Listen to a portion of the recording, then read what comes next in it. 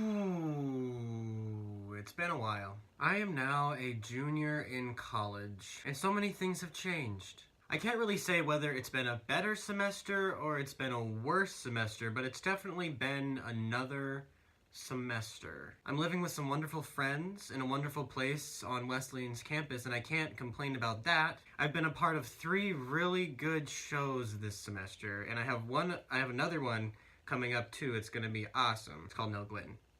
Look it up. And if you're wondering why my hair looks like an absolute bird's nest, that's why. I have to grow it out for Nell Gwyn because they don't want to wig me necessarily, so I can't cut it until April.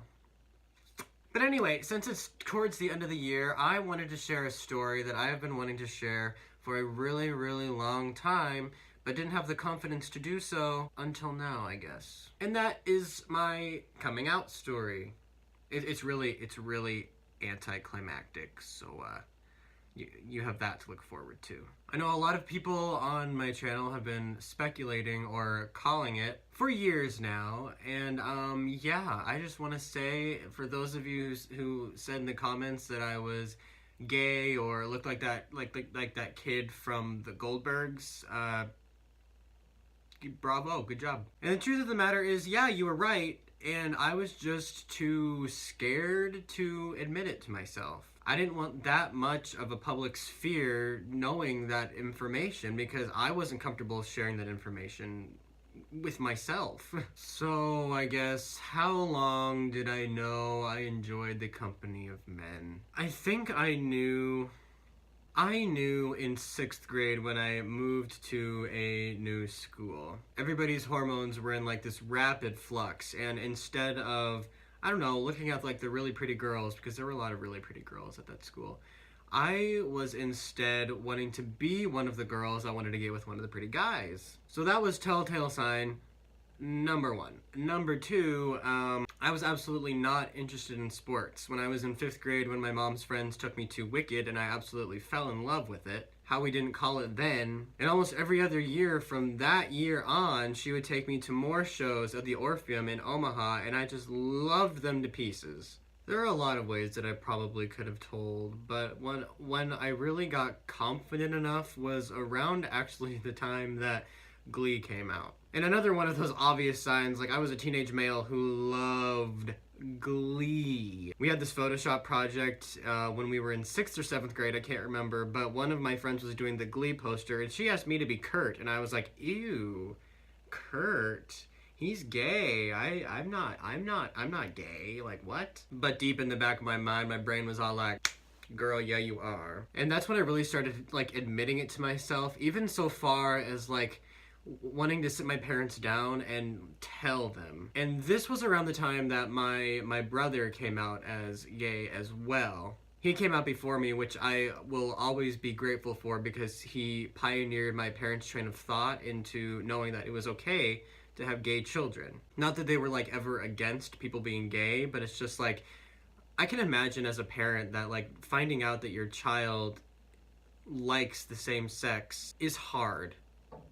It's not necessarily like impossible to accept, but it's hard realizing that you'll never have grandchildren, or I don't know, that they'll spend a lot of holidays alone, or a lot of days feeling lonely, or the fact that there's a higher risk of suicide in gay teenagers. So it was a little after my brother came out, and this was in 8th grade. It took me almost a year to like get my shit together.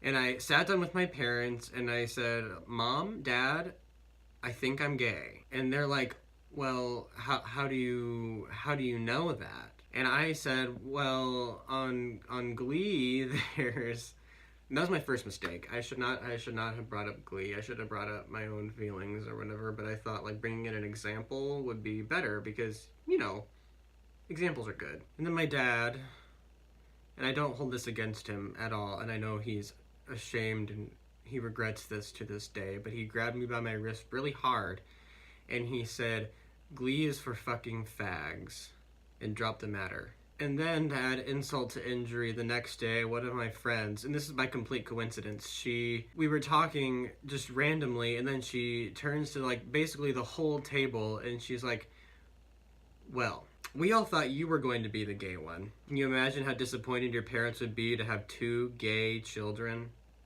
If that wasn't a permanent closet sentence, that I would have no idea what was. So I had to pretend to be the straight one all through high school, and I think I did a decent job at it. Depending on who you ask, I don't think so. I didn't date anyone throughout high school. I dated two girls. One who, whatever I did, nothing was good enough for her, and the other one who actually ended up taking things a bit too far without my consent. Both have been forgiven. Both of those things are well in the past, but they're kind of integral to the story and helping me realize that I didn't like women at all. It was also in high school where I really tried praying my gay away. And it really got so bad as me contemplating to end it all, just because I wasn't getting better.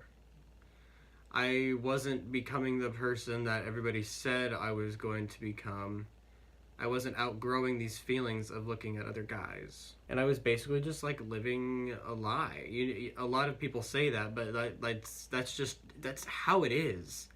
You are living a lie to everyone that you see, including the people closest to you, including like your parents and your best friends, and most importantly to yourself. I was in such denial that I didn't even want to live anymore. So high school ended and college started, and I wasn't talking to anyone from high school except my one friend Natalie, because she's still a boss-ass bitch. Love her. So I was able to completely start fresh. I was able to completely start over with people who had no idea who the F I was. And so I was able to dress and act a little more flamboyant than I could in my hometown, because it's just like there was nobody there that I knew except maybe this one girl who went to the same high school as me, but our paths were never going to cross. One of my setbacks in my freshman year of college, though, was probably my roommate. He was just so straight. I absolutely didn't care what he did, and he didn't care what I did. Whenever he tried to talk to women, talk about women with me, I couldn't do it. I played along as best as I could, and I'm just like, yeah, good boobs.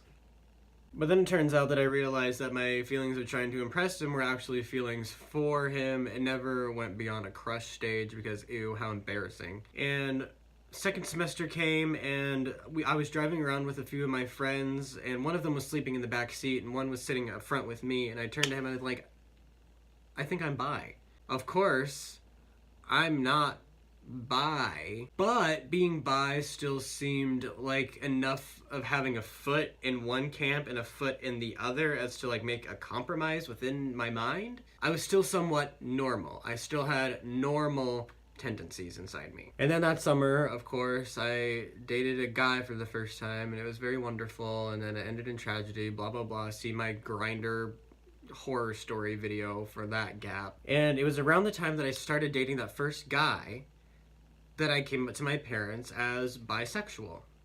And we were just sitting down watching TV, and my parents were like, oh, all right. Didn't even bat an eye, didn't even really care. And then my mom's just like, okay, we're gonna love you no matter what, don't worry. She said it a little more enthusiastically than that, but that was the gist of the conversation. And flash forward a few months, I have dated another guy by this time, and things didn't really work out there either. And then I realized, wow, I'm more turned on by dick than I thought. Of course, I always knew that, but actually saying it out loud to myself is what really did it. So my parents and I were driving down to Missouri to see my brother for his spring break, and I just kind of announced in the car, hey, you know when I said I was bi? Yeah, that was wrong. I'm so gay. I'm so gay. And my parents responded the exact same way. They're like, oh yeah, okay, we're gonna love you no matter what. I'm very lucky to have parents that said those things to me. And of course, I'm grateful for my brother for blazing that trail, because he came out at such an early age. I think it was hard for my parents to accept that he knew, if that makes sense. I came out way after him, almost 6 years after, even though I knew, but I just had to be sure. Always coming back to my house during winter break or even Thanksgiving break really gets me thinking about this kind of stuff and what I could have done differently, or possible outcomes that could have happened. And while I wish I had come out earlier, I'm glad I didn't. And I mean, everyone's story is different, yet everyone's story is also kind of the same. Yeah, well, thank you for staying and listening. And if you want, feel free to hit that subscribe button, give me a thumbs up or a thumbs down, whichever you want. Preferably a thumbs up. And leave a comment about your coming out story, or like send me a link to a video maybe featuring your coming out story or anything significant that you want to share. I will watch. This is Dustin signing off, but only for now.